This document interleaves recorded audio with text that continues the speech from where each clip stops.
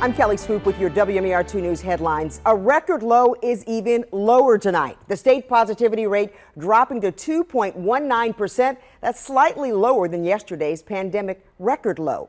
We also saw a big spike in vaccinations yesterday with nearly 80,000 people getting their shots.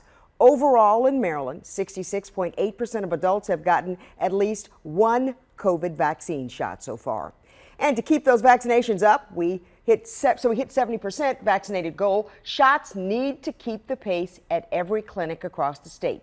More than 1,100 teens got their shots at a clinic in Westminster today, and State Health Secretary Dennis Schrader was there to tour the one-day clinic and make sure no arm was left behind.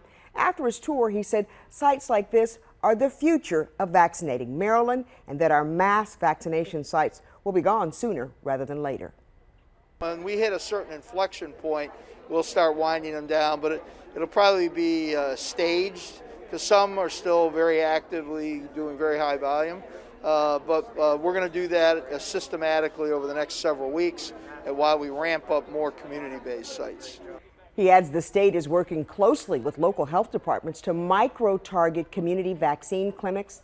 They're focusing in on those 65 and older who haven't been vaccinated.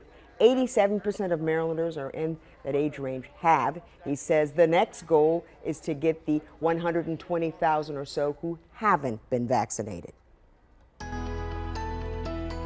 More sunshine, more warm numbers. Starting off the day in the 70s as you arrive to work. A few clouds in the afternoon. Temperatures, though, still climbing to the mid 80s. And then we actually get to the upper 80s. And we hit 89 degrees for a daytime high here in the city. 87 in Columbia. A little bit cooler in places that border the harbor, like 79 in Stevensville. And we're at 89 out in Frederick.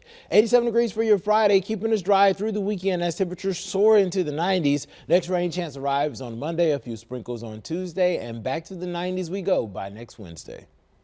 Stick with us online at WMAR2news.com all day. We'll bring you updates on top stories and breaking news.